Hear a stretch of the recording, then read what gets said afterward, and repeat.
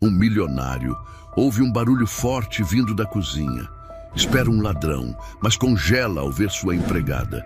Ele achava que ela só limpava o chão, até descobrir, naquela madrugada, que ela travava uma guerra silenciosa e escondia um segredo capaz de abalar sua família inteira. O que ela fazia naquela noite mudaria tudo.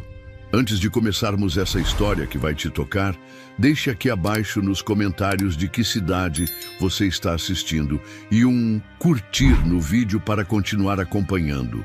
O barulho de algo caindo na cozinha despertou Eduardo como um soco. 2 horas da madrugada. A mansão dormia, mas o som seco de uma xícara quebrando no chão reverberou pelos corredores como um aviso. Ele desceu as escadas descalço, movido mais pelo instinto do que por raciocínio.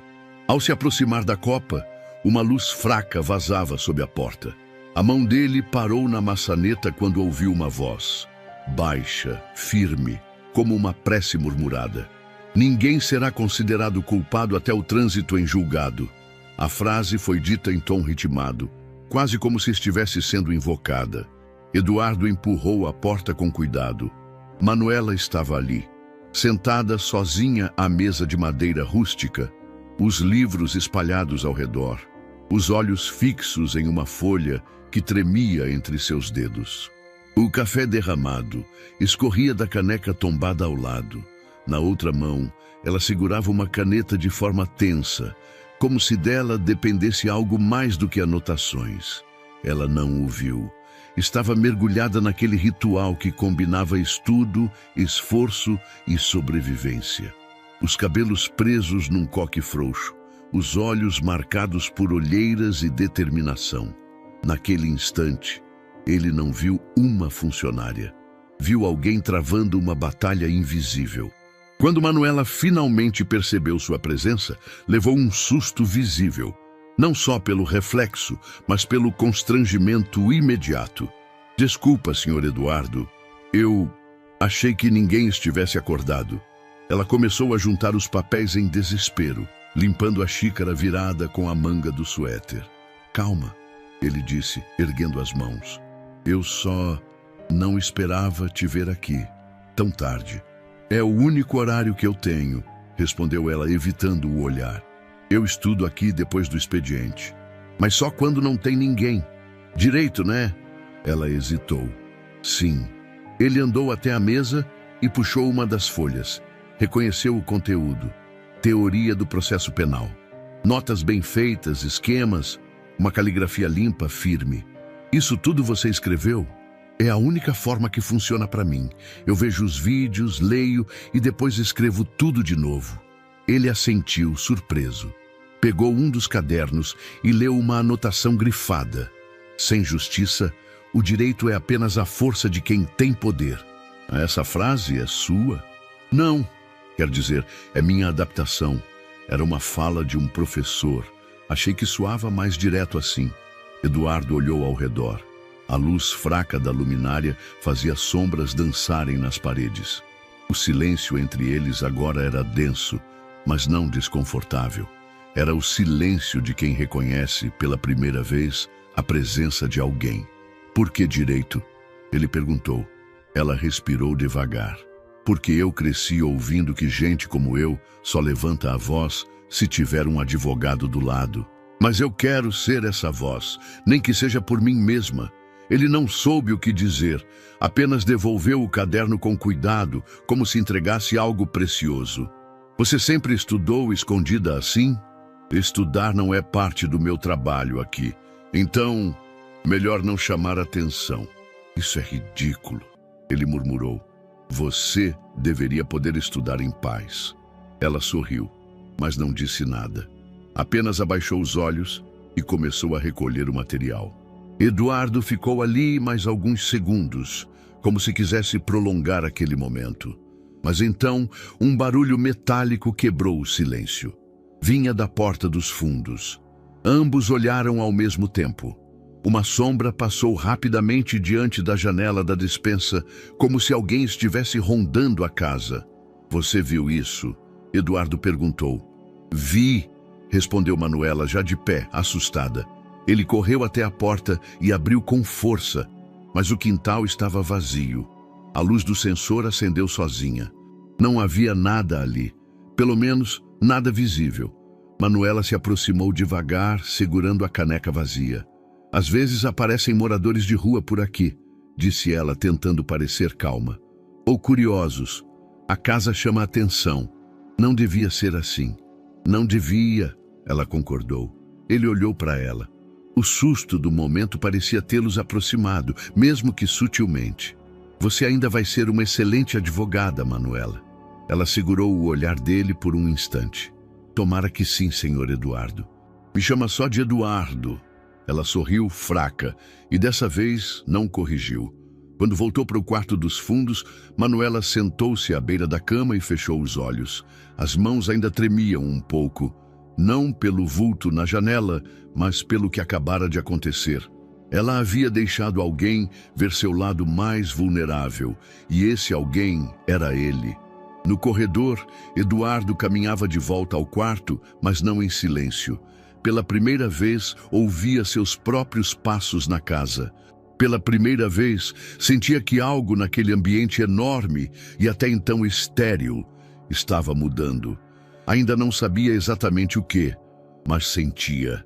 Em outro canto da casa, atrás de uma fresta da escada, alguém também tinha visto tudo. E naquele instante, sem que nenhum deles soubesse, a presença invisível de Beatriz Vasconcelos já começava a girar as engrenagens de algo muito maior. Alguns dias antes daquela madrugada incomum, a mansão ainda parecia indiferente à presença de Manuela. Os corredores ecoavam passos silenciosos, e ninguém imaginava que a funcionária mais discreta da casa carregava o sonho de se tornar advogada. O despertador de Manuela tocava todos os dias às 5h10 da manhã. O som era seco, insistente e nada agradável, do tipo que não deixava espaço para enrolação.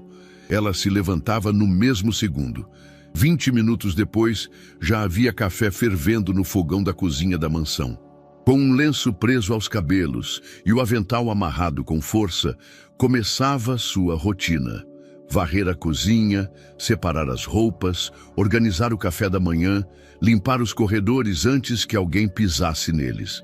E tudo isso sempre murmurando para si mesma os conteúdos que estudara na noite anterior.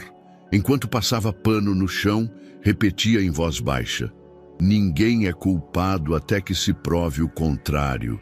O direito à ampla defesa é garantido a todos. Recitando princípios constitucionais como se fossem mantras que a mantinham de pé. Era sua forma de decorar e de resistir.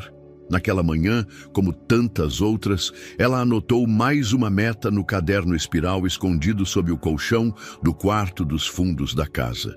Meta da semana: entender habeas corpus, decorar os tipos de prisão, ler 2 capítulos do livro de Direito Penal PRI. Depois de mais de 8 horas de serviço, quando todos na casa já dormiam, era na lavanderia, num corredor escuro entre o tanque e o depósito, que Manuela criava seu próprio universo. Espalhava os livros no chão frio, ligava uma luminária portátil, colocava café ralo em uma caneca de plástico e estudava até os olhos arderem. Eduardo Vasconcelos raramente cruzava com ela. Jovem, bonito e herdeiro de uma rede de lojas de móveis de luxo, ele vivia no mundo acelerado dos brunches, reuniões, startups e viagens de negócios. Para ele, a mansão era quase um hotel, funcional e discreto. Mas nos últimos dias, algo começou a chamar sua atenção. Primeiro foi um post-it grudado no espelho do lavabo. O conhecimento é a única herança que ninguém pode tomar de você. Ele achou curioso. Depois, um caderno deixado por engano na copa com anotações organizadas, marcações em rosa e frases sublinhadas com precisão. Mas a cena que realmente o fez parar foi na biblioteca da casa, uma sala enorme que quase ninguém usava. Ele entrou procurando um documento antigo e deu de cara com Manuela em pé diante das estantes, segurando folhas impressas. Ela lia baixo, concentrada. Quando o viu, ela se assustou, tentando esconder os papéis rapidamente. "O que você está lendo aí?" Ele perguntou, mais surpreso do que crítico. Ah, é só uma faxina. Estava limpando os livros. Ela tentou sorrir sem convicção, escondendo os papéis por trás do avental. Isso aí é de direito? Ele deu um passo à frente. Parece material de faculdade. É sim, direito penal. Eu estudo quando dá tempo. Houve um momento de silêncio. Eduardo encarou os papéis e, em vez de rir ou menosprezar, pegou um dos livros da prateleira. Criminologia aplicada. E, esse aqui é bom. Pode levar, tá cheio de anotações do meu pai. Ele usava muito quando advogava. Ela hesitou, surpresa pela gentileza. Obrigada. Foi só isso. Mas pela primeira vez, Eduardo a viu como alguém com sonhos. E aquilo ficou na cabeça dele mais do que gostaria de admitir. No dia seguinte, Eduardo estava no escritório improvisado da casa com um novo advogado. Estavam revisando cláusulas trabalhistas de uma funcionária da loja principal. O advogado explicava rápido, tentando despachar o assunto. Essa cláusula da multa está errada, disse Eduardo, franzindo a testa. A funcionária tinha comissão variável. Isso muda tudo. Ah, isso não importa tanto, respondeu o advogado displicente. Eles nunca reparam nesses detalhes. Mesmo assim, quero que esteja certo. Enquanto discutiam, Manuela entrou com uma bandeja de café. Colocou 2 xícaras na mesa. Seus olhos passaram pelo documento e ela parou por um segundo.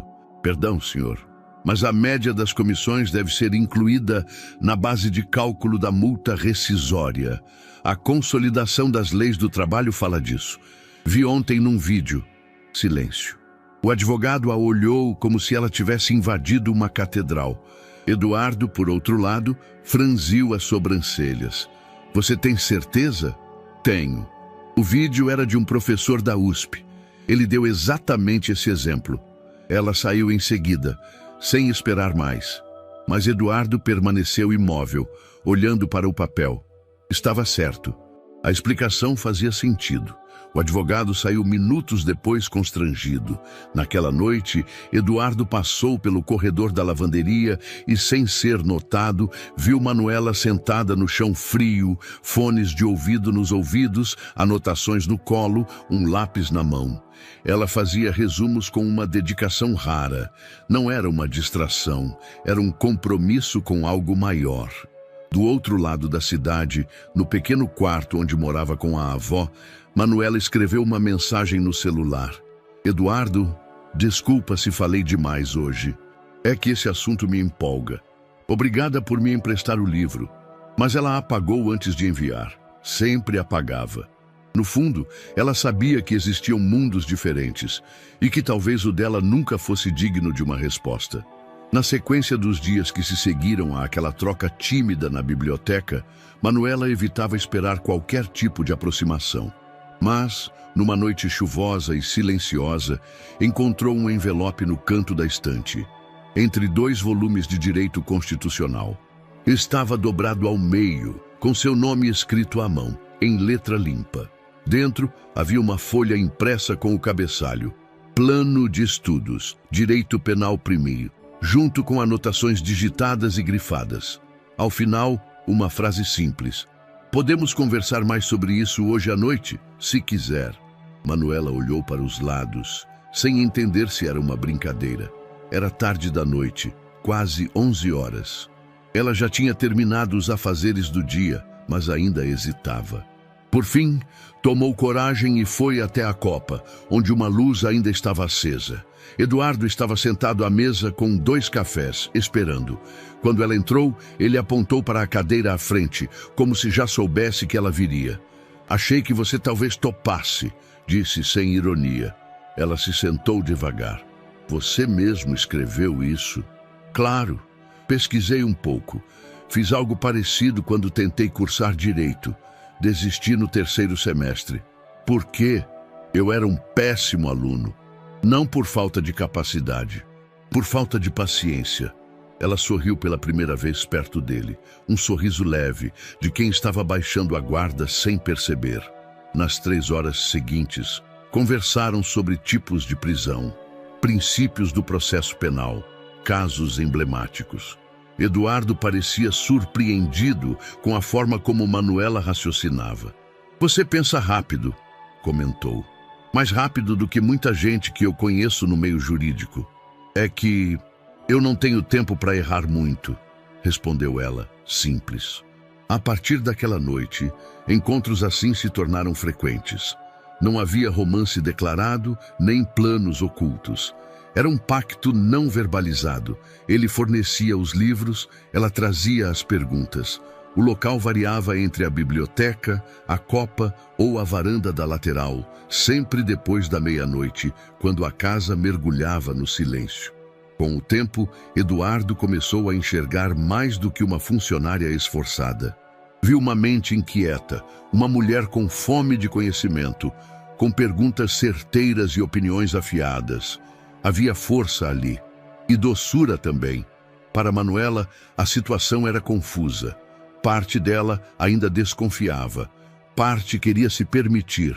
Mas o medo de ultrapassar um limite invisível a mantinha sempre alerta. Na terceira noite de estudos, enquanto ela explicava o que aprendera sobre medidas cautelares, Eduardo a interrompeu. "Por que você nunca tentou uma bolsa numa faculdade pública? Porque elas não pagam transporte, nem alimentação, nem tempo. E eu não tenho luxo de estudar de graça se não posso comer." Ele baixou os olhos, sem ter o que responder. Beatriz começou a notar. A princípio, foi um comentário velado a uma das cozinheiras. "Manuela está demorando mais do que o normal para terminar a faxina, não acha?" Depois, orientou discretamente o motorista. "Se a vir andando pela casa tarde da noite, me avise. Tenho notado movimentações estranhas, logo os cochichos se espalharam." Funcionários da mansão começaram a olhar Manuela de forma diferente, não abertamente hostis, mas com aquela condescendência típica de quem pensa estar presenciando algo proibido. Ela sentia os olhares, os silêncios cortados, mas não dizia nada, nem para Eduardo. Certa noite, enquanto estudavam no corredor da biblioteca, ele percebeu que ela estava inquieta. "Tá tudo bem? Nem tudo precisa ser comentado", disse, firme. Às vezes o silêncio protege. Ele a olhou com atenção. Era mais do que uma resposta. Era um recado. Uma madrugada chuvosa os pegou desprevenidos. A varanda lateral, onde costumavam se sentar, alagou. Eduardo sugeriu irem para a copa, mas ela recusou. "Não posso ser vista com você a essa hora. Já basta o que estão dizendo." "O que estão dizendo?" Ela hesitou. Não queria jogar tudo fora, mas também não queria se enganar. "Que tem alguma coisa errada nisso aqui. Que talvez eu esteja forçando alguma intimidade." "E você está?" Ela o encarou, séria. "Estou estudando." Só isso. Ele assentiu, mas ficou ali, mesmo sob a chuva. E ela, em silêncio, voltou para o quarto, com os cadernos molhados contra o peito. Na manhã seguinte, Beatriz observou os dois de longe, no jardim. Manuela estava com o uniforme, limpando vasos. Eduardo passou por ela e disse algo breve. Ela respondeu com um aceno. Não houve toque, nem sorrisos, nem confidências. Mas Beatriz viu, e foi o suficiente para acender o alerta. À tarde, ela chamou a governanta. "Quero que me diga tudo o que essa menina anda fazendo. Horários, rotas, contatos. Não quero ser pega de surpresa. Entendido?" A mulher assentiu. O tom era de comando, e o olhar de quem já havia tomado uma decisão. Do outro lado da casa, Manuela dobrava lençóis, tentando não pensar demais. Mas algo dentro dela avisava. O que eles estavam construindo, por mais puro que fosse, não seria tolerado por muito tempo. E ela sabia que naquela mansão bastava um passo em falso para ser lançada de volta à invisibilidade. Manuela percebeu que algo havia mudado antes mesmo de alguém dizer qualquer coisa. Naquela manhã, quando desceu para preparar o café, as panelas que costumavam estar limpas estavam sujas. E mais, empilhadas de propósito, como se alguém tivesse feito questão de deixar trabalho extra para ela.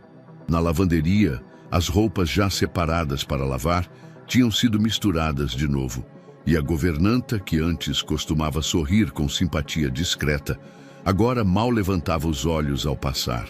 Os cochichos aumentaram, o silêncio também. No primeiro dia, ela achou que fosse impressão. No segundo, já tinha certeza. No terceiro, quando um dos jardineiros lhe disse que tem gente que esquece o lugar de onde veio, ela entendeu que havia virado pauta. Algo entre ela e Eduardo tinha sido notado. E na mansão, nada se mantém secreto por muito tempo. Os turnos dobraram, as pausas sumiram. Deram a ela a função de limpar as janelas externas, todas, em pleno sol, sem explicações. As outras funcionárias trocavam olhares que diziam mais do que palavras poderiam. Aos poucos, o clima se tornava irrespirável. À noite, ela tentou estudar, mas o cansaço venceu. As palavras embaralhavam, o corpo doía, o cérebro recusava. Pela primeira vez em semanas, pensou em desistir. Fechou os livros, jogou a caneta para o lado, encostou a testa no tampo da mesa. A raiva que sentia não era só por ser excluída, era por quase acreditar que havia espaço para algo além do trabalho naquela casa. Por ter deixado alguém vê-la, inteira, crua, esperançosa. Mas naquela mesma noite, uma batida leve ecoou na porta do corredor. Ela hesitou, depois abriu. Eduardo estava ali, camiseta escura, expressão séria. "Você não foi para a varanda hoje", disse ele. Ela deu de ombros. "Talvez seja melhor assim." "Não, não é." Ele se aproximou, mas sem invadir o espaço dela. "Estão fazendo alguma coisa com você? Nada que não saibam disfarçar bem. Mas é como se o ar tivesse mudado." Ela encarou-o. "Eu sou um problema agora?" "Você não é o problema. São os outros. O problema é a forma como essa casa foi ensinada a olhar para você." Silêncio. Ela baixou os olhos. "Eu sei que isso não vai durar. Esse tempo emprestado. Gente como eu não dura muito em espaços que não foram feitos para acolher. A gente só visita, nunca pertence." Ele sentou-se num banco baixo perto da porta. "Você sabe o que mais eu odeio aqui?" "O quê?" "Essa sensação de que tudo é herdado, até a arrogância. Eu passei a vida inteira sendo servido, escutando minha mãe ditar quem era digno. E nunca questionei, até você." Ela o olhou por um instante mais longo do que deveria. A noite estava quente. O som de grilos preenchia os vãos do silêncio. "Me fala de você, Manuela", disse ele. "Não dos livros, mas de antes, da sua infância." Ela hesitou. "Eu cresci com minha avó. Meus pais foram embora quando eu era pequena. Um acidente de ônibus. A gente vivia numa casa com infiltração no teto e um buraco na porta da cozinha. Mas minha avó sempre dizia: você não precisa da casa perfeita, só de uma mesa firme e uma vontade que não cansa. E você tem isso." Ele disse com uma admiração que não tentou esconder. Ela respirou fundo. "Quando eu era criança, o zelador da escola me emprestou um livro de história. Eu li em uma tarde. Na semana seguinte, ele me deu outro. Era de filosofia. E eu comecei a entender que existia um mundo que não era feito de concreto e laje. Era feito de ideia. Eu me agarrei nisso." Ele sorriu, quase melancólico. "Eu tive tudo. E quase não agarrei nada." Ela o encarou. Havia algo nos olhos dele. Vulnerabilidade sincera. Culpa, respeito ou algo mais? Manuela não sabia nomear. Só sabia sentir. Um trovão distante cortou o céu. Estavam na varanda, a mesma onde tantas vezes haviam trocado palavras soltas entre livros. Só que agora havia silêncio. E presença, e um calor estranho crescendo entre eles. Eduardo se aproximou devagar, os olhos nos dela, as mãos nos bolsos. Um gesto quase tímido, mas carregado de intenção. "Posso te perguntar uma coisa?" "Pode." "Você sente isso também?" Ela engoliu seco. "Eu tento não sentir." Ele assentiu como quem entende e ao mesmo tempo lamenta. A mão dele tocou de leve a dela sobre a mesa. O gesto foi breve, mas poderoso. Como se ambos entendessem que aquele era um limite, um convite. e um risco. Manuela não recuou, nem avançou. Ele inclinou-se lentamente, os olhos perguntando o que a boca não ousava. O rosto dele se aproximou, e por um instante tudo pareceu suspenso. O tempo, a casa, os julgamentos. Mas então uma voz cortante rasgou o ar.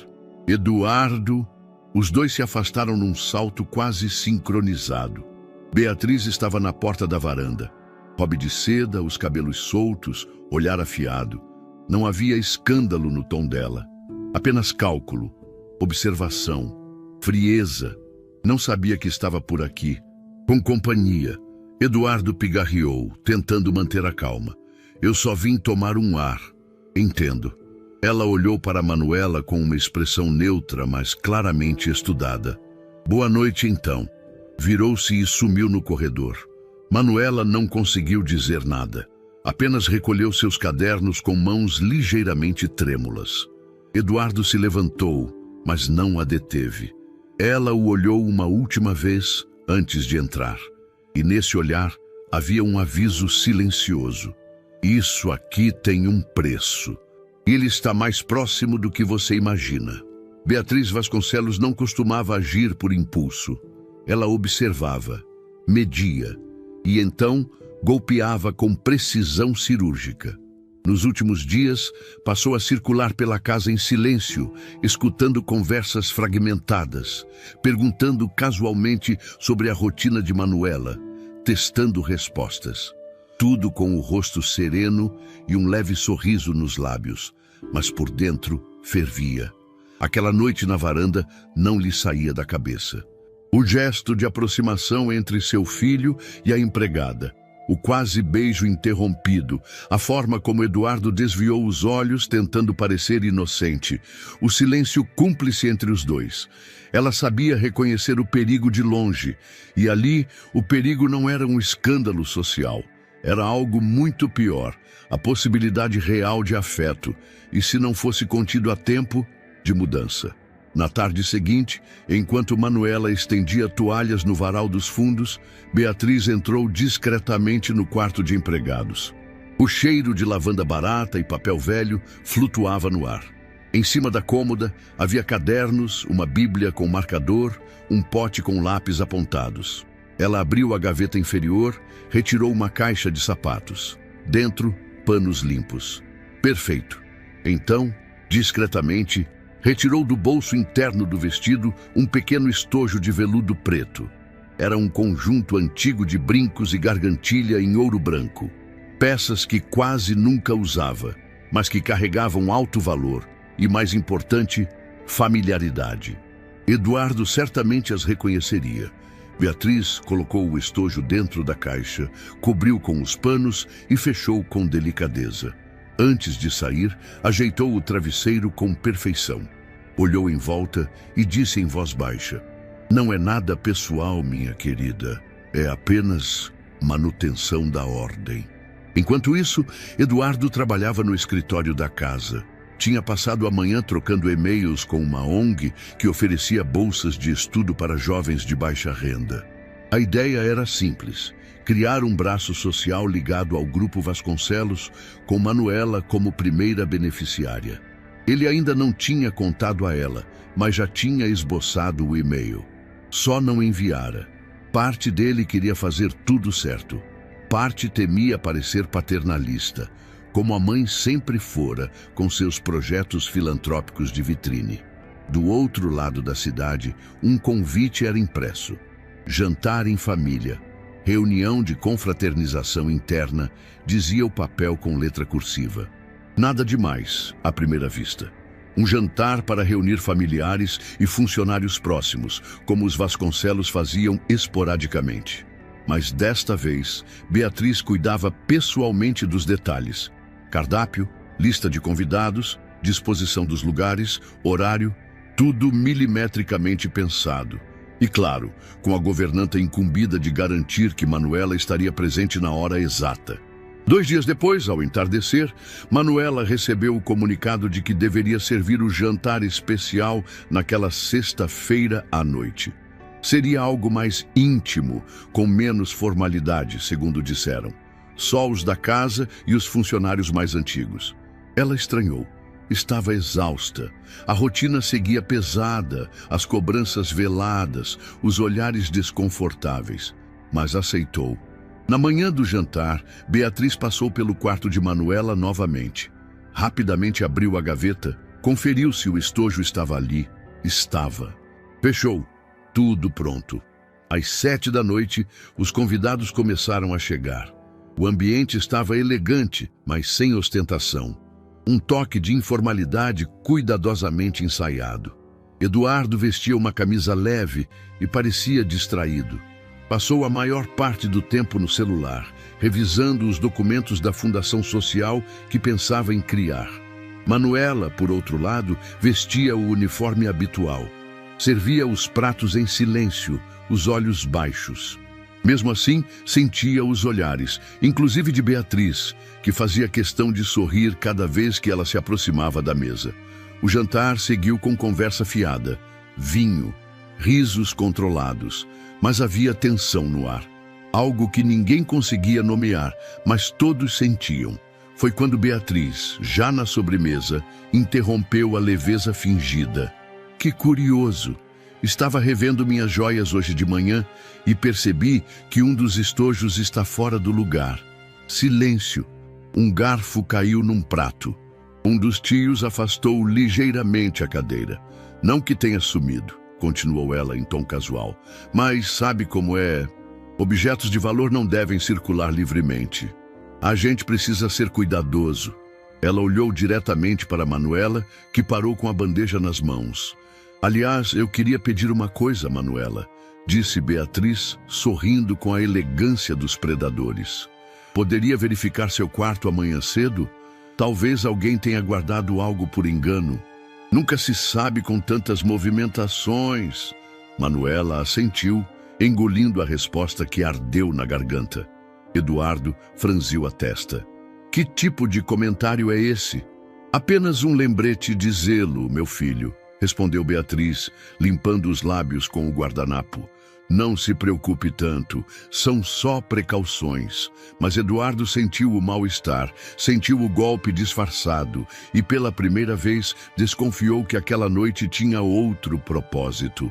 Mais tarde, no quarto, Manuela tirou o avental e ficou sentada à beira da cama, o peito apertado, as mãos ainda trêmulas. Não havia certeza do que estava acontecendo, mas a sensação de que algo se aproximava era impossível de ignorar. Do lado de fora da mansão, a noite parecia mais densa que o habitual, e dentro dela uma armadilha já estava armada, silenciosa, precisa e prestes a se fechar. O dia seguinte amanheceu abafado. O tipo de calor que pesava no ar, como se a atmosfera carregasse algo prestes a desabar. Manuela acordou com a sensação estranha de que o tempo estava mais lento. O quarto em silêncio. As tarefas rotineiras, mas havia um desconforto que não passava. Uma inquietação que ela não conseguia nomear. Às 9 da manhã, como solicitado, foi até a biblioteca, onde a governanta disse que Beatriz gostaria de ter uma palavrinha rápida, antes do café formal. Beatriz estava de pé, ao lado da janela, segurando um lenço e fingindo limpar os óculos. Manuela, querida, começou com voz suave. Você saberia me dizer se viu algo incomum no seu quarto nos últimos dias? Incomum? Não, senhora. Nenhum objeto estranho, deixado por engano. Não que eu tenha notado. Ótimo. Então poderia ir até lá comigo, só para verificarmos juntas. Por protocolo. Manuela assentiu, sem saber muito bem o que pensar. Sentia os olhos da governanta em suas costas enquanto caminhava. Chegando ao quarto, Beatriz foi direto à gaveta. Pode abrir, por favor? Manuela, surpresa, obedeceu.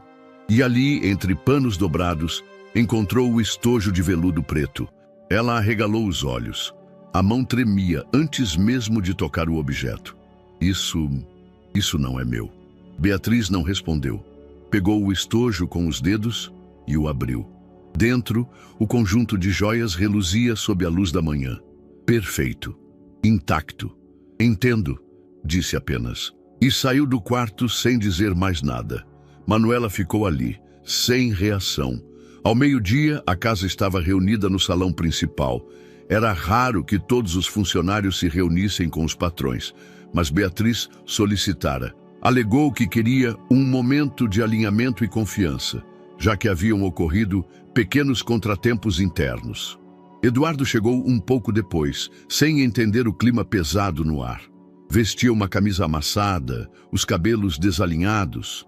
Tinha passado a manhã revisando um documento da fundação que pretendia lançar e, internamente, ensaiava como faria o convite oficial a Manuela.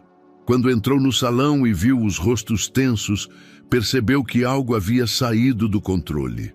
Beatriz estava sentada à cabeceira. A seu lado, a governanta séria. Em pé, Manuela, silenciosa. As mãos juntas, os olhos no chão. Beatriz ergueu-se. Gostaria de comunicar um fato delicado. A voz era firme, pausada. Esta manhã, durante uma checagem de rotina, encontramos um objeto de extremo valor em local indevido. Ela fez uma pausa dramática. Todos esperavam a conclusão. Um conjunto de joias da minha família foi encontrado no quarto da funcionária Manuela. Murmúrios tomaram o salão. Manuela não reagiu. Apenas piscou lentamente, como se ainda tentasse entender se aquilo estava mesmo acontecendo. Eduardo deu um passo à frente. Que história é essa? Eu mesma pedi para verificarmos, disse Beatriz. Claro que não estou acusando ninguém, ainda, mas diante da descoberta, achei prudente chamar as autoridades, para esclarecer tudo de forma oficial. Eduardo girou para a mãe, os olhos em chamas. Você chamou a polícia? Estão a caminho. Ela disse como quem confirma a chegada de um buffet. Mãe, isso é um absurdo! Beatriz manteve o sorriso leve. É o procedimento correto, meu filho. Se ela for inocente, tudo será resolvido. Eduardo se virou para Manuela. Diz que não é verdade. Ela o encarou, os olhos já marejados. Eu nunca tocaria em nada seu. Você sabe disso. Ele engoliu em seco. O salão inteiro parecia preso em um vácuo. Claro que eu sei, mas sua voz não tinha a força que ela precisava ouvir. Minutos depois, a campainha tocou. 2 policiais, fardados, entraram com o protocolo de sempre. Receberam a versão de Beatriz. Perguntaram a Manuela se podiam verificar seus pertences novamente. Ela assentiu, em silêncio. Um deles confirmou. As joias estavam lá. No quarto dela, a formalidade seguiu seu curso. Senhorita Manuela, vamos precisar que a senhora nos acompanhe até a delegacia para prestar esclarecimentos. Ela ficou parada. Olhou para Eduardo. O silêncio dele ainda ecoava. Você vai deixar isso acontecer? Ele deu um passo, depois recuou. Eu não sei o que está acontecendo. Foi como um tapa. Ela não gritou, não chorou. Apenas fechou os olhos por um segundo e disse: Agora eu sei quem você é. Os policiais não usaram algemas. Não houve necessidade. Ela saiu com dignidade, mas não com força. Havia algo quebrado no jeito como ela caminhava. A mansão, com toda a sua imponência, parecia pequena agora. Pequena e opressora. Os funcionários assistiam em silêncio, uns constrangidos, outros fingindo não ver. Eduardo ficou parado no centro do salão. A mente em turbilhão, as mãos cerradas, o peito apertado, mas nada disso impediu que o portão se abrisse, que a viatura estacionasse e que a mulher que ele mais admirava fosse levada para fora da sua vida, pela porta da frente, pela mentira da casa, pela covardia dele. A caixa com seus pertences era pequena. Um par de tênis, 3 cadernos, 2 blusas, a Bíblia da avó e os livros de direito com as anotações ainda frescas nas margens. Na manhã seguinte à detenção, Manuela foi liberada sem indiciamento.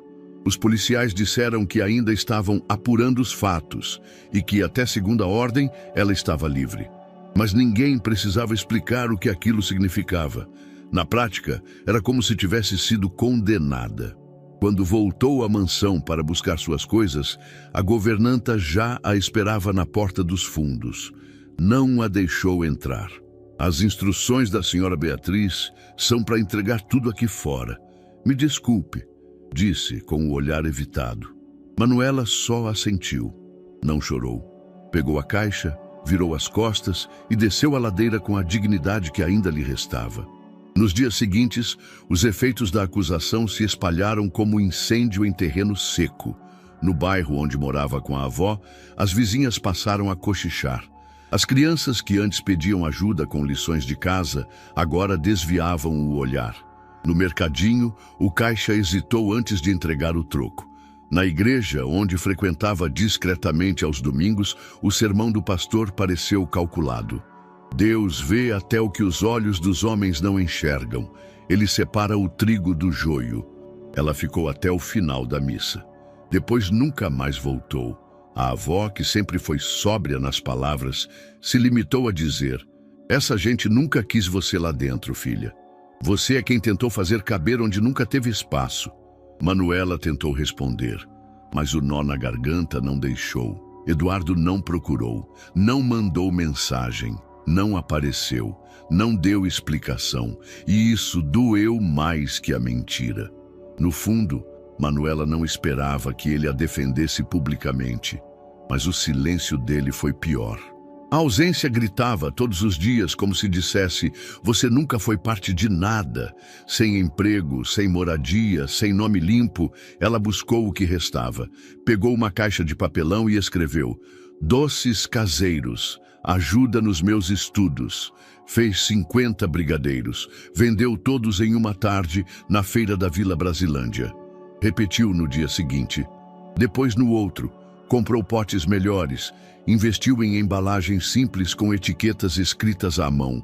Em menos de 2 semanas, tinha uma rotina. Acordava às 6, produzia os doces, organizava a mesa, vendia das 10 às 18, estudava das 19 às 22, dormia pouco, sorria menos, mas ainda lia. Na mochila, levava sempre o mesmo caderno com capa azul e frases de incentivo escritas nas primeiras páginas. Direito não é para quem sabe mais, é para quem aguenta mais tempo lutando com o mundo. Alguns clientes voltavam, outros faziam perguntas, riam, elogiavam os produtos. Certa tarde, uma senhora idosa, ao ver o cartaz, perguntou: "Você quer ser o quê?" "Advogada", respondeu Manuela sem hesitar. "E por que vender brigadeiro?" "Porque ainda não existe uma faculdade que aceite sonhos como forma de pagamento." A senhora sorriu. Comprou 4. Disse que voltaria. No celular, Manuela evitava redes sociais. Mas numa das madrugadas, resolveu olhar. A matéria sobre o caso da funcionária que teria roubado joias da mansão ainda circulava em sites pequenos. Não diziam seu nome completo, mas quem conhecia sabia. Em um dos comentários, alguém escreveu: "É por isso que não se deve misturar as coisas. Funcionário é funcionário." Ela respirou fundo e não respondeu. Fechou o navegador e voltou ao PDF da aula sobre direito processual penal. Havia um trecho que dizia: "O princípio da presunção de inocência deve proteger até mesmo aqueles que não têm quem os defenda." Sorriu, amarga, como quem lê algo escrito para todo mundo, menos para ela. Na feira, começou a se tornar conhecida, não por causa da história da mansão, mas pelo esforço, pelo jeito educado, pela clareza nas palavras, e porque os doces eram bons, honestos, como ela. Uma feirante vizinha de banca, Dona Helenice, ofereceu uma sombrinha velha para protegê-la do sol. Um senhor que vendia plantas lhe deu um banco de plástico. Pequenos gestos que montavam um novo cenário. Onde antes havia apenas terra queimada, agora começava a brotar resiliência. Numa das noites, Manuela estava voltando para casa, sozinha, mochila nos ombros, quando parou na calçada e encarou o céu. Nuvens pesadas anunciavam chuva. Ela não correu. Ficou ali, debaixo do primeiro chuvisco, de olhos fechados, braços levemente abertos, como quem aceitava tudo. A vergonha, a solidão, a perda e o novo começo. Porque ali, naquela esquina úmida, sem luxo, sem chão firme, sem ninguém para aplaudir, Ela finalmente não devia nada a ninguém. Eduardo não dormia bem havia semanas. Desde o dia em que viu Manuela ser escoltada para fora da própria vida, algo dentro dele parecia andar com o freio de mão puxado. O trabalho acumulava, as reuniões se arrastavam e o rosto dela, calado, ferido, resiliente, não saía de sua mente. Ele tentou se convencer de que não havia muito o que pudesse ter feito, mas sabia que era mentira. O silêncio dele naquele salão foi um tipo de escolha. E agora, essa escolha o consumia por dentro. Foi numa manhã de segunda-feira, quase por acaso, que tudo começou a mudar. Eduardo procurava um antigo contrato no depósito da casa quando encontrou uma caixa de papelão com materiais misturados. Era parte da arrumação feita após a saída de Manuela. Roupas, cadernos, algumas fotos antigas e, entre eles, um envelope pardo com uma frase rabiscada à mão. Se um dia alguém quiser entender o que me move, talvez isso ajude. Ele abriu. Lá dentro havia um bilhete e 4 folhas soltas com anotações. Algumas falas de professores, outras reflexões pessoais e trechos de livros de direito grifados em tinta azul.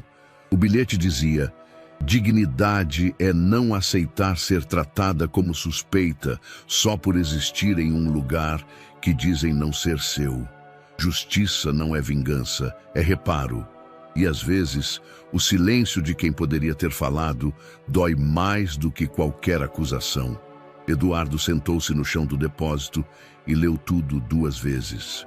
Depois, ficou olhando para o vazio, com o envelope nas mãos. Ali não havia raiva, só verdade. E foi nesse momento que algo virou dentro dele. Naquela tarde, voltou para o escritório da mansão com o envelope no bolso. Pediu para ver as câmeras de segurança dos dias anteriores ao suposto achado das joias. A desculpa foi auditoria interna. A governanta hesitou, mas não questionou. Passou horas assistindo às imagens. Avançou, pausou, retrocedeu. Até que, às 5h42 da manhã, 2 dias antes da denúncia, viu Beatriz entrar no quarto de Manuela com algo na mão. Uma caixa escura. 10 minutos depois, ela saiu. A câmera não captava detalhes com nitidez, mas o gesto era claro demais para ser ignorado. Ela armou, disse ele em voz baixa. Ela realmente armou. Eduardo não perdeu tempo. Foi direto até a sala onde Beatriz tomava chá, como de costume, às 5 da tarde. Ela estava folheando uma revista de decoração. Quando o viu, sorriu com elegância ensaiada. Eduardo, que bom que chegou. Precisamos discutir o evento da próxima semana. Esquece o evento, a gente precisa conversar. Ela fechou a revista com calma. Claro, meu filho, o que houve? Ele jogou o envelope na mesa. Você sabia que ela tinha deixado isso para trás?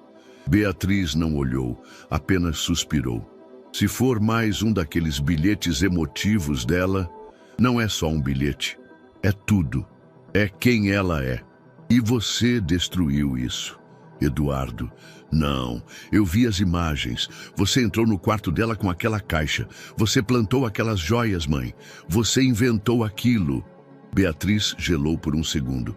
Depois retomou o controle com a frieza habitual. Eu protegi você, protegi a família, a imagem da nossa casa. Ela estava ultrapassando limites. Que limites? Estudar? Ser melhor do que a gente esperava? Ela era uma empregada, e eu fui um covarde. O silêncio se instalou.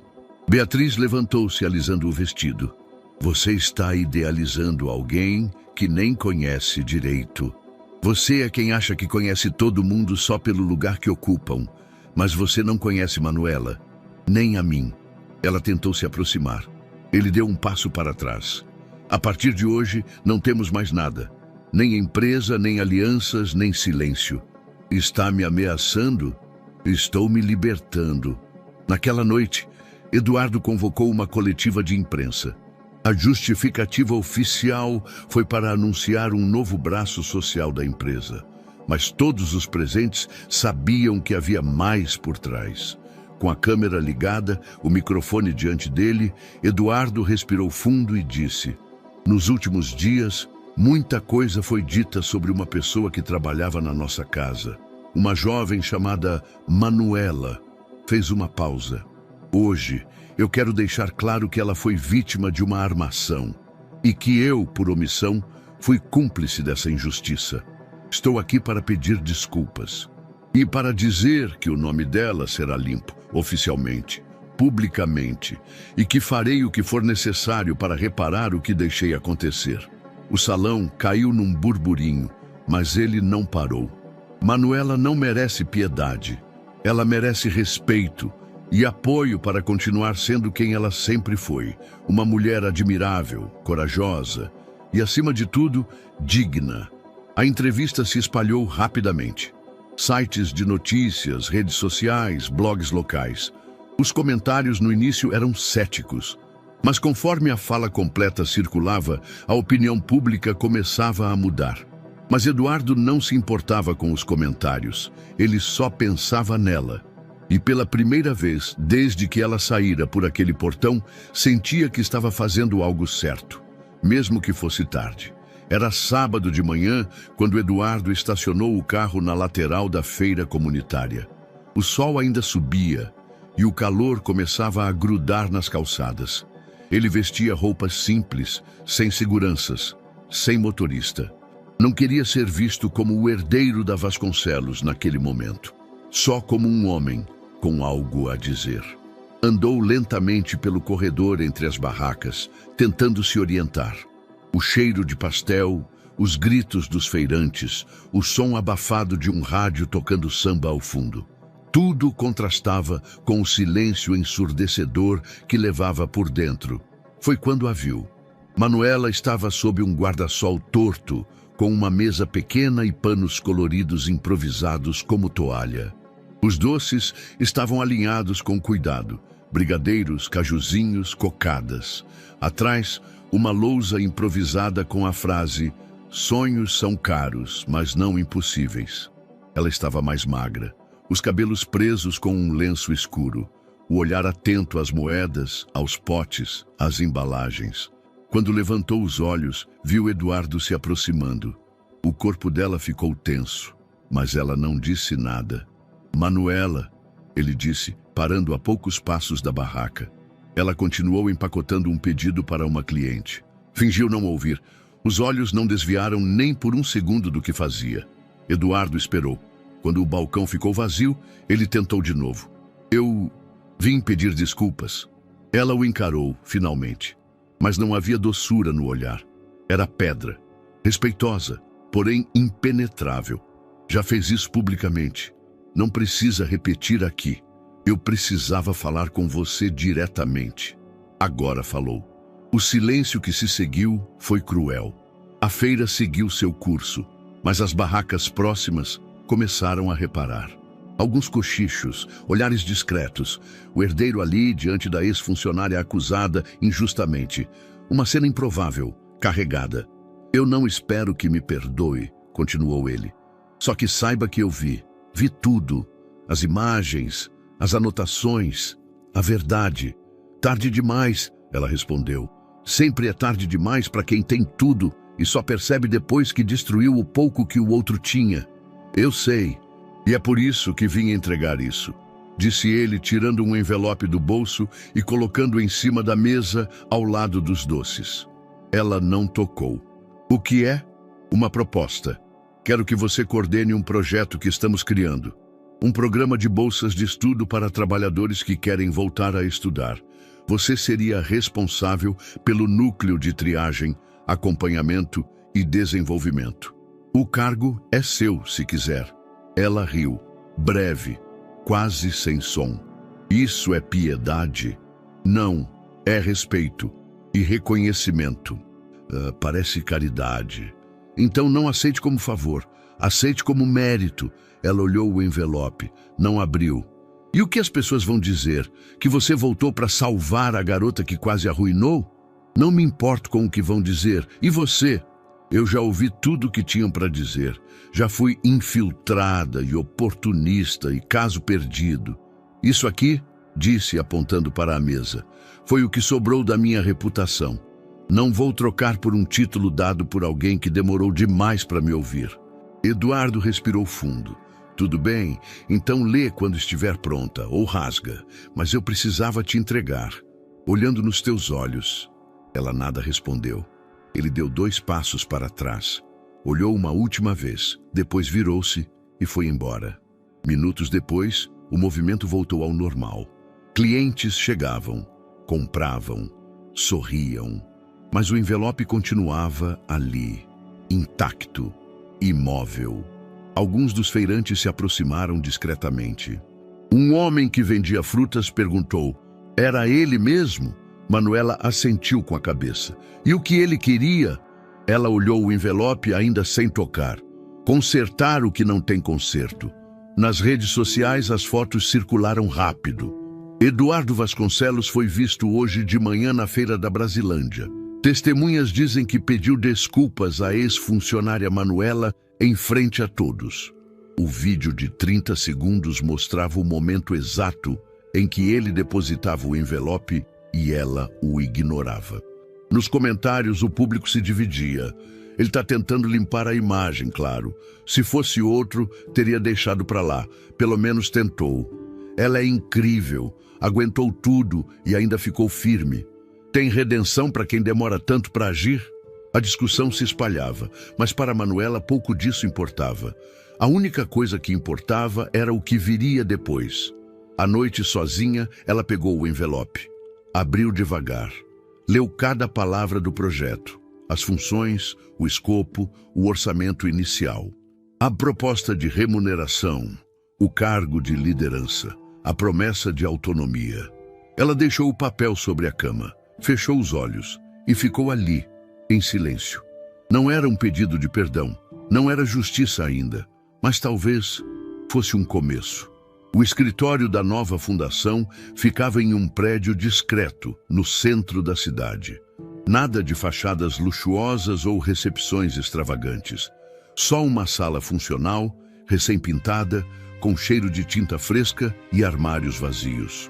Na manhã de segunda-feira, Eduardo chegou cedo. Estava nervoso, embora tentasse disfarçar. Os papéis do projeto estavam organizados em pastas sobre a mesa. A equipe ainda era mínima, 2 assistentes administrativos e uma estagiária de direito. Às 9h20, Manuela entrou. Roupas simples, cabelo preso com firmeza, pasta nas mãos. Nenhum sorriso, nenhuma hesitação. Bom dia, disse, formal. Bom dia, que bom que veio. Ela sentou-se de frente para ele. Li o projeto, está bem estruturado. Mas antes de aceitar oficialmente, preciso deixar algumas coisas claras. Eduardo assentiu. Pegou um bloco de notas como quem vai aprender. Primeiro, se for para eu liderar isso de verdade, então preciso de autonomia. Não quero ser a figura simbólica de uma ação de marketing. Você terá controle total da operação, gestão das bolsas, critérios de seleção e formação de equipe. Segundo, nada de assistencialismo travestido de filantropia. Eu quero trabalhar com desenvolvimento, não esmola institucionalizada. Os candidatos têm que ser tratados como futuros líderes. Nada de olhar de pena. Concordo, esse era o plano desde o início. E terceiro, não quero privilégio. Se me contratar, me trate como qualquer outro coordenador de projeto, sem excessos, sem constrangimentos. Fechado. Ela estendeu a mão. Ele apertou. Ali, naquela mesa sem protocolo, selaram um novo tipo de pacto. Um acordo entre iguais. As semanas seguintes foram de estruturação intensa. Manuela montou sua equipe, criou os critérios de triagem, estabeleceu parcerias com cursinhos populares e universidades abertas à inclusão. Sua mesa estava sempre repleta de fichas, currículos, histórias de gente como ela. Batalhadores que não queriam esmola, só uma chance justa. A equipe passou a admirá-la rapidamente.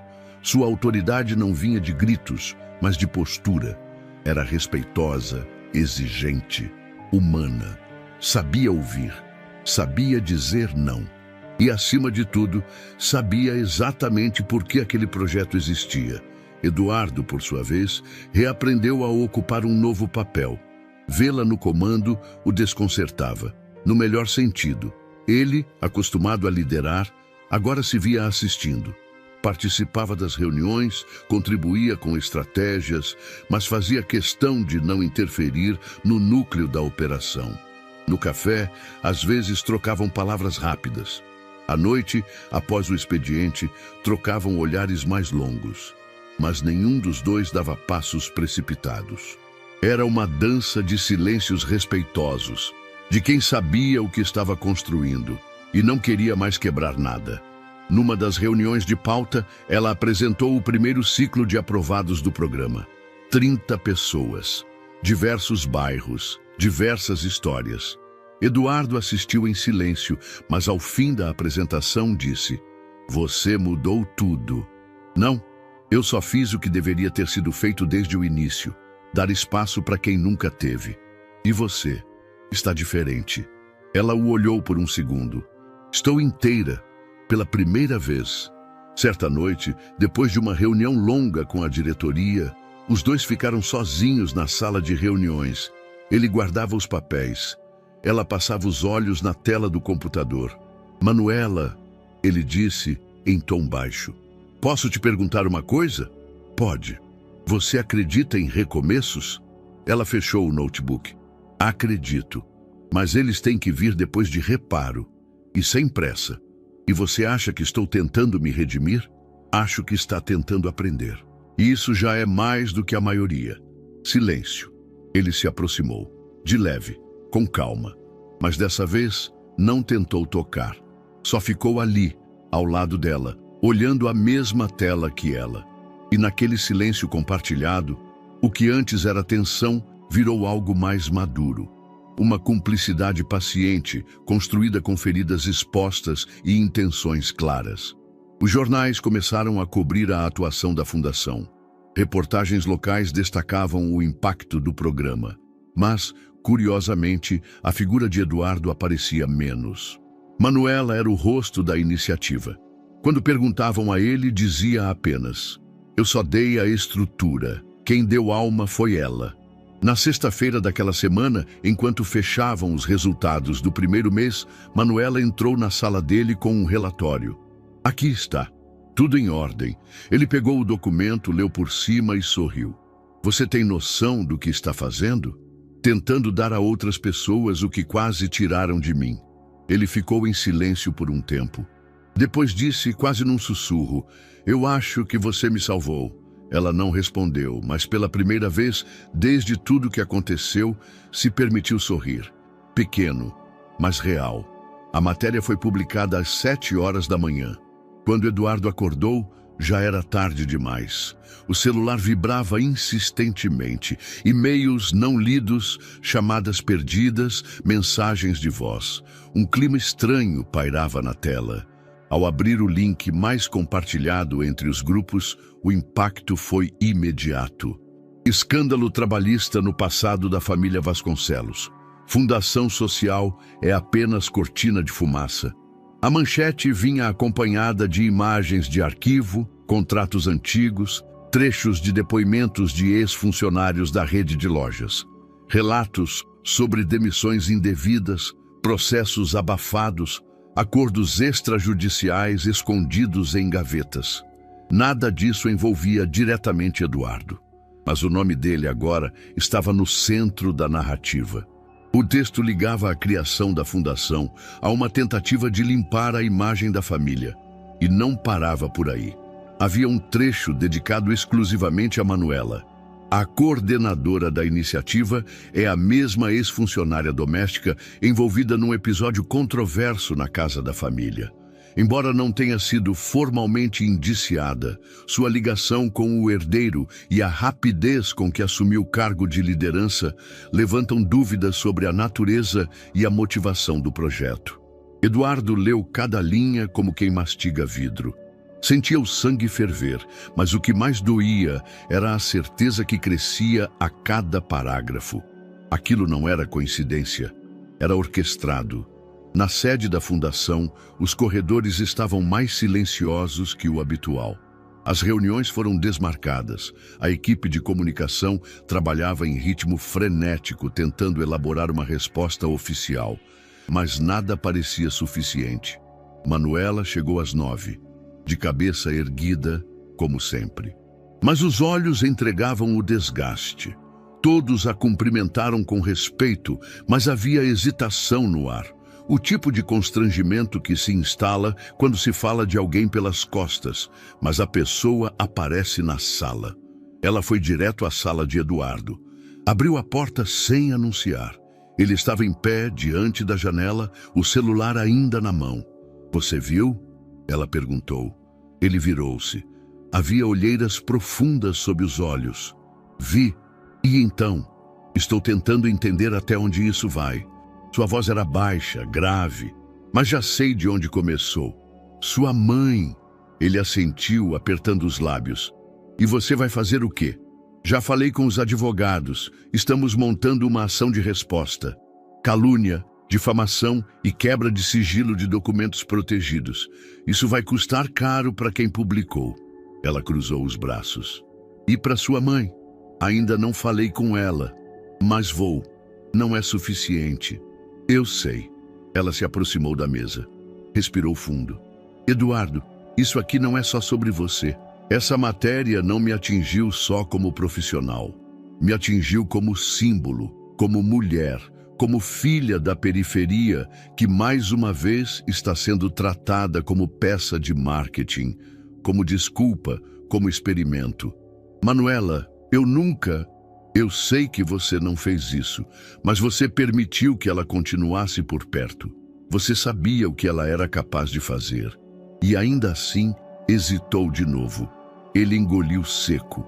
Eu achei que tinha controle. Controle é a ilusão de quem tem privilégio. A gente do lado de cá só sobrevive se não deixar margem nenhuma para dúvida. Você tinha a chance de blindar essa iniciativa. Não blindou.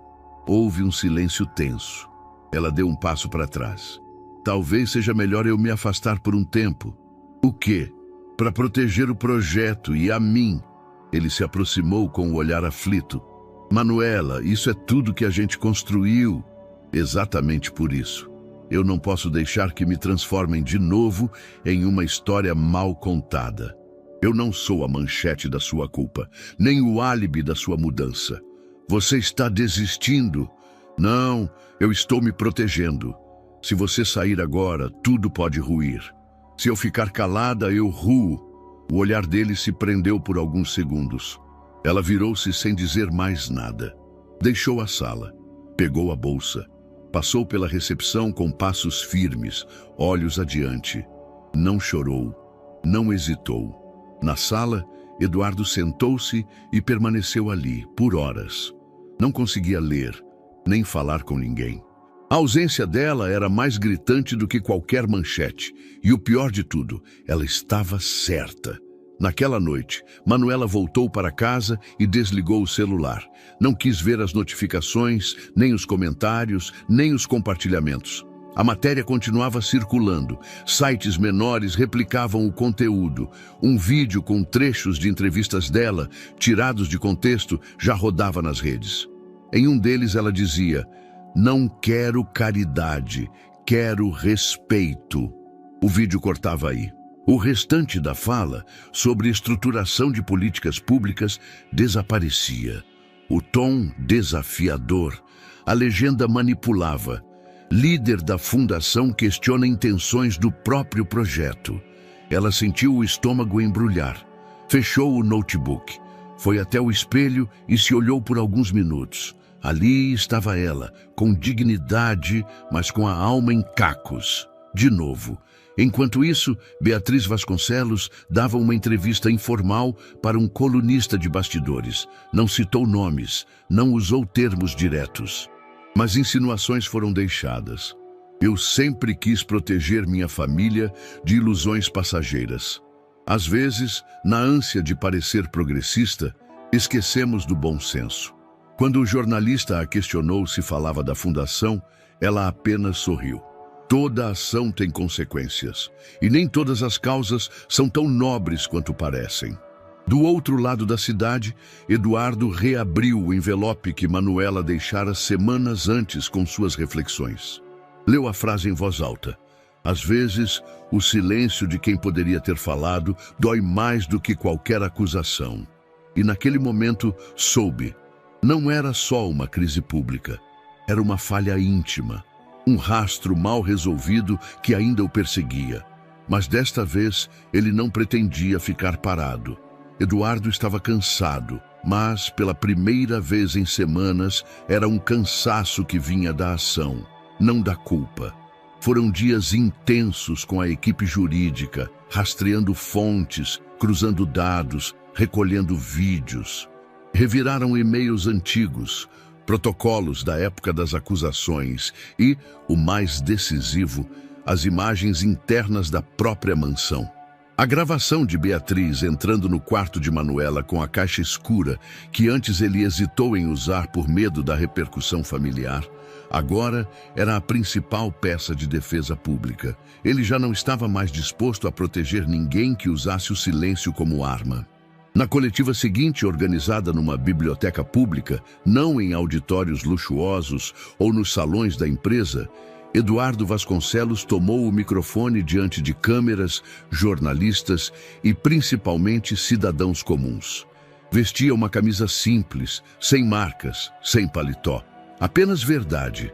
Há semanas, minha família foi envolvida em um escândalo que atingiu não só a mim, mas pessoas que confiaram em um projeto que nasceu da dor e da vontade de transformar.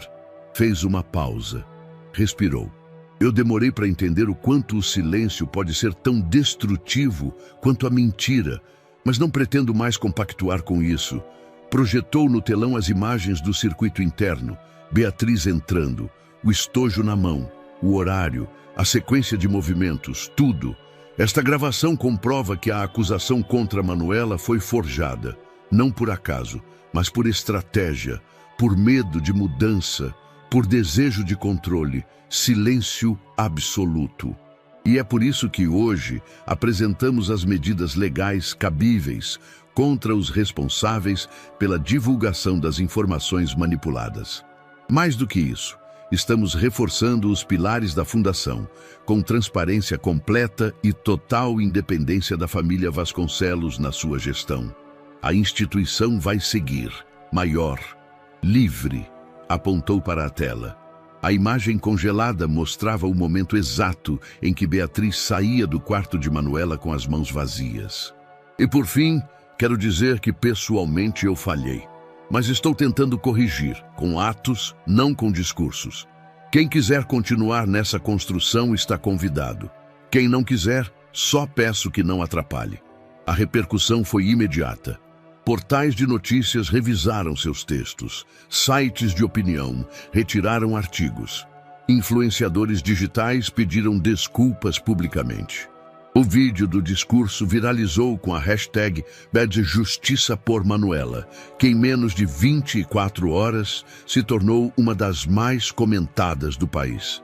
No dia seguinte, Manuela recebeu uma mensagem simples de Helenice, a feirante vizinha de banca. Filha, vi o vídeo. Chorei por você. Agora o povo tá vendo quem é quem. Ela não respondeu de imediato, mas sentiu algo diferente. Um alívio leve. Não era euforia. Era apenas a sensação de que, pela primeira vez, o chão sob seus pés não estava rachado. Na tarde de sexta, ela foi até a sede da fundação. Chegou sem aviso. A equipe a olhou com surpresa, mas ninguém ousou interrompê-la. Passou direto pelo corredor, subiu as escadas, entrou na sala de Eduardo. Ele estava sozinho, olhando pela janela, como tantas outras vezes. Quando sentiu a presença dela, virou devagar. O olhar era o mesmo de sempre, firme, mas agora sem medo. Eu vi a coletiva, disse ela. Eu tinha que fazer. Você fez o que precisava, só isso. Só isso. Ele repetiu sorrindo, como quem sabe o peso por trás da simplicidade. Ela deu mais um passo, depois outro. Ficou diante dele, olhos nos olhos. E agora? Agora você decide se quer continuar. Não por mim, nem por eles, mas porque acredita nisso. Ela assentiu. Eu nunca deixei de acreditar. Silêncio. Intenso, vibrante. O tipo de silêncio que não exige palavras porque o mundo ao redor já se calou para escutar o que vem depois. Ele tocou a mão dela. Pela primeira vez, sem medo, sem dúvida, sem barreira, ela não recuou.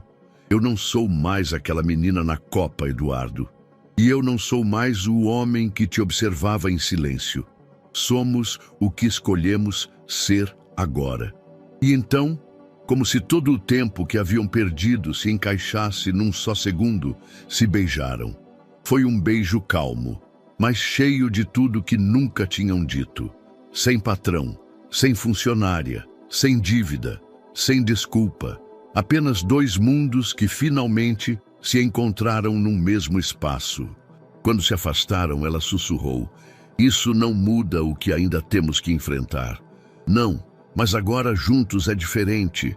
Ela sorriu, de verdade, e naquele sorriso havia o início de uma nova história, escrita não com concessões, mas com dignidade. A sede da fundação agora parecia outra. As paredes antes brancas estavam cobertas de murais com frases escritas por alunos. Os corredores, antes silenciosos, agora ressoavam vozes jovens.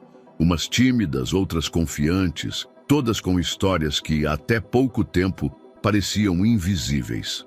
Manuela andava pelo prédio com um crachá simples no peito e uma postura que dispensava apresentações. Era reconhecida por todos, mas não se colocava acima de ninguém. Sabia que aquele espaço não existia por causa dela, mas por causa de cada pessoa que ousava recomeçar. Na sala de recepção, uma jovem segurava uma pasta com documentos. O nome era Thaís, 19 anos, ex-balconista de padaria, aprovada para o curso de enfermagem numa universidade pública. Ao ver Manuela, levantou-se com o brilho de quem reconhece um símbolo. "Posso te abraçar?" perguntou. Manuela sorriu, surpresa. "Claro!" O abraço durou poucos segundos, mas para ambas pareceu um marco. "Eu só queria dizer obrigada. Se você não tivesse contado a sua história, eu talvez nunca tivesse tido coragem de tentar a minha."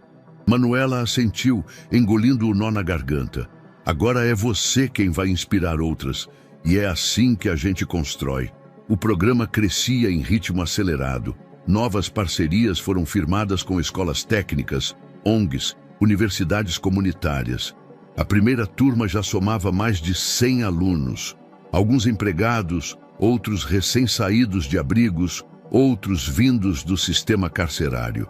Todos com sede de dignidade. Eduardo, por sua vez, aprendeu a ocupar um novo lugar. Não era mais o herdeiro que criou um projeto. Agora era o homem que escutava, organizava, recuava quando necessário. Deixava espaço, aprendia com desconforto. Certa vez, numa reunião com patrocinadores, um executivo o interrompeu. "Essa é a fundação de Eduardo Vasconcelos, não é?" Ele respondeu sem hesitar. "É a fundação de pessoas que acreditam em segunda chance. Eu sou só um deles." O casal, agora assumido publicamente, tornou-se assunto de colunas sociais e jornais sérios. As fotos saíam com frequência. Manuela em eventos, Eduardo ao lado, mas não à frente. Sempre no tom certo, sem espetáculo. Algumas vozes conservadoras criticavam. Uma ex-empregada namorando o patrão? Será que isso não é oportunismo disfarçado de romantismo social? Mas as respostas vinham no silêncio da atuação diária, no rosto dos jovens aprovados, nos relatórios de impacto, no palco onde Manuela, agora convidada frequente, começava a deixar sua marca. A primeira palestra grande aconteceu num auditório lotado em São Paulo durante um fórum sobre justiça e educação. O tema era Instrução como ferramenta de reparo. Ela subiu ao palco com uma pasta fina na mão e um microfone discreto na lapela. "Boa noite." Houve aplausos, mas ela esperou o silêncio. "Meu nome é Manuela. Eu não sou a exceção. E é exatamente por isso que estou aqui." Começou contando sua trajetória. Não como uma biografia heróica, mas como uma sequência de escolhas feitas sob pressão. Falou do medo, da vergonha, da solidão. Falou do que é ser olhada sem ser vista. E então disse: educação não transforma só a vida de quem aprende. Transforma também quem ensina. E transforma quem, ao ver, se permite reaprender. Apontou para a primeira fileira, onde Eduardo estava sentado. O olhar dele se encontrou por um segundo. Porque justiça, no fim das contas, é a coragem de reparar, mesmo quando ninguém está olhando. O auditório veio abaixo em aplausos. Naquela noite, já em casa, ela deitou a cabeça no colo de Eduardo, no sofá da sala pequena que dividiam agora. Ele mexia nos fios do cabelo dela, distraído. Você nasceu para isso, murmurou ele. Não, eu só não aceitei morrer calada. Você acha que um dia isso tudo para de doer? Ela ficou em silêncio por um tempo. Depois respondeu: não, mas a dor muda de lugar. Sai do peito e vira impulso, vira fala, vira estrutura. Ele a beijou na testa. E o que a gente vira? A gente vira prova de que é possível, mesmo quando ninguém aposta. Do lado de fora, a cidade seguia com seus ruídos, mas naquela sala havia paz. Não uma paz anestesiada, mas uma conquistada, com dor, com embate, com verdade. E é essa paz, feita de cicatrizes e respeito, que começa a moldar o que viria a seguir. O convite foi feito de maneira discreta. Um cartão impresso em papel reciclado, com uma frase em destaque na frente. A gente se planta onde é possível e colhe onde é justo. No verso, apenas a data, o horário e o local. Praça São Damião, comunidade da Vila Brasilândia. Celebração pública, todos são bem-vindos. Não havia cerimônia em igreja nem salão alugado. Não havia buffet sofisticado ou decoração de revista. Havia uma tenda improvisada com flores doadas por um coletivo de jovens do projeto, mesas feitas de pallets enfeitadas com panos floridos e luzes de pisca-pisca penduradas em varais cruzando a praça. E havia gente, muita gente, feirantes da região, alunos da fundação, professores parceiros, ex-funcionários da mansão, moradores antigos. Alguns nem conheciam Manuela ou Eduardo pessoalmente, mas tinham ouvido falar da história, nas redes, nas rádios locais, nas palestras. Vieram por respeito, vieram por representatividade, vieram porque aquele casamento era mais do que uma união entre duas pessoas. Era a coroação de um ciclo inteiro de mudança. Manuela chegou de vestido simples, branco, sem cauda, sem brilho, mas com um sorriso que eclipsava qualquer adorno. O cabelo preso em um coque solto, adornado com pequenas flores do campo. Nos olhos não havia nervosismo, havia uma serenidade rara de quem sabe exatamente onde está e por quê. Eduardo a esperava no centro da praça, sem paletó, sem gravata, apenas uma camisa de linho claro e os olhos marejados. Você veio mesmo, ele sussurrou, quando ela chegou ao lado dele. Vim para ficar, respondeu ela, com um sorriso pequeno e firme. A celebração foi conduzida por D. Helenice, a feirante que a acolhera nos dias mais difíceis, e por um professor aposentado de filosofia que ajudava na fundação. Nada de ritos religiosos fixos, apenas palavras. Hoje, nesta praça, onde tantos já foram esquecidos, a gente escolhe lembrar, disse o professor. Lembrar que amor, justiça e igualdade podem dividir o mesmo espaço, mesmo que digam o contrário. Durante a cerimônia, os convidados foram convidados a deixar mensagens num painel coletivo, feito com papel craft e canetas coloridas. Vocês representam esperança.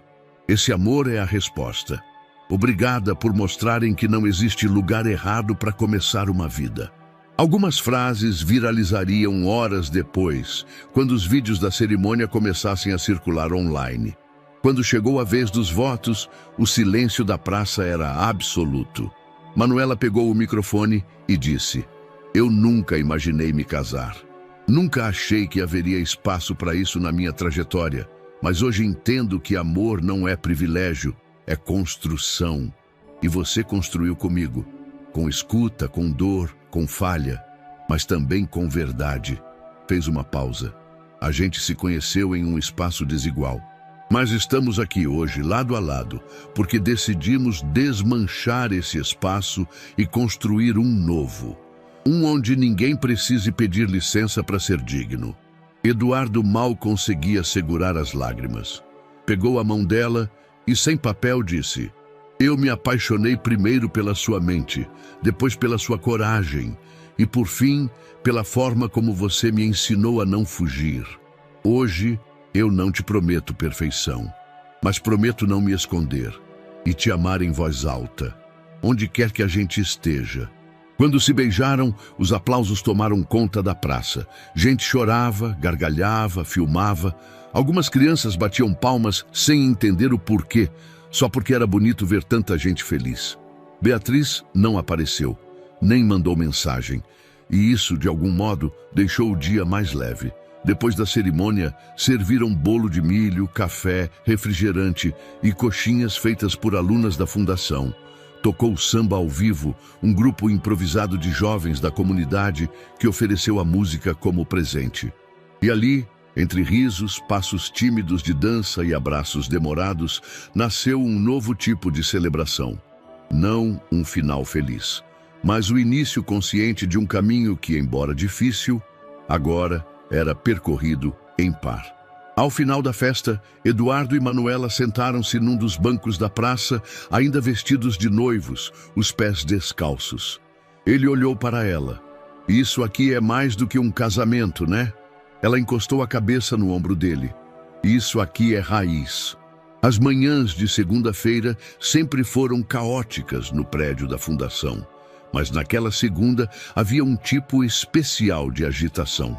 Era dia de aula inaugural para a nova turma do programa. 180 bolsistas aprovados, de bairros e histórias diversas, estavam chegando para sua primeira semana. Nos corredores, equipes organizavam mochilas, material didático, crachás com nomes coloridos. No auditório, cadeiras extras foram colocadas. Do lado de fora, a fila dobrava o quarteirão. E no centro de tudo, como sempre, estava ela. Manuela andava entre as salas com a prancheta nas mãos, conferindo listas, cumprimentando novos rostos. Estava mais madura, no semblante, nos gestos. Os olhos ainda tinham aquele brilho de resistência, mas agora misturado com algo mais suave. Certeza. Ao seu lado, Eduardo ajudava com as boas-vindas, não liderava, acompanhava, trazia os cafés, explicava detalhes técnicos aos novos parceiros, dava espaço. "A primeira turma é sempre marcante", comentou ele, vendo os novos alunos entrarem. "Mas é na terceira que a gente percebe se virou estrutura ou só entusiasmo", respondeu ela, sem tirar os olhos da prancheta. "E o que acha?" Ela sorriu.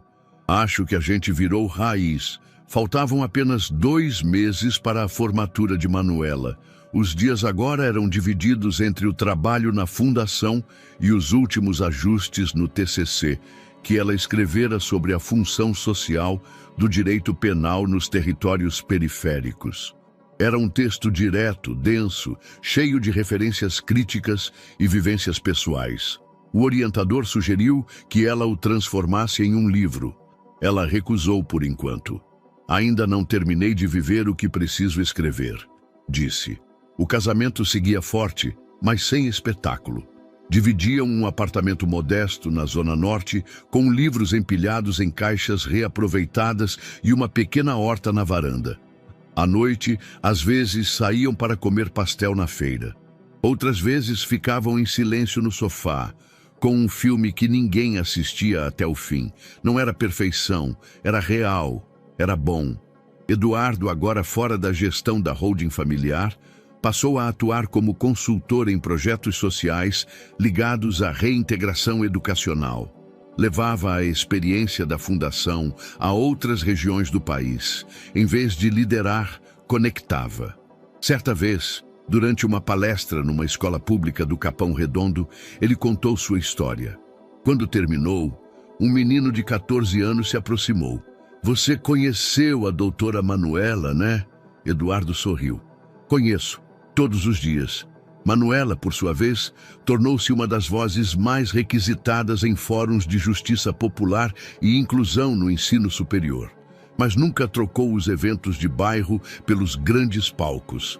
Se tivesse que escolher entre uma palestra em Brasília ou uma roda de conversa numa ocupação urbana, escolhia a segunda, porque ali era onde tudo havia começado. No prédio da fundação, uma parede inteira foi transformada em mural permanente. Nela, histórias de alunos, frases inspiradoras, fotos das turmas e, no centro, uma imagem em preto e branco. Manuela, com o jaleco de formanda nos braços, sorrindo para a câmera. Ao lado, um trecho de seu discurso na formatura. Não nasci para caber nos espaços que me deram. Nasci para construir os que me negaram e abrir passagem para quem ainda está no início do caminho. Na tarde em que o mural foi inaugurado, uma escola pública da região levou alunos para visitar a fundação. Entre eles, um garoto de 15 anos, chamado Ícaro.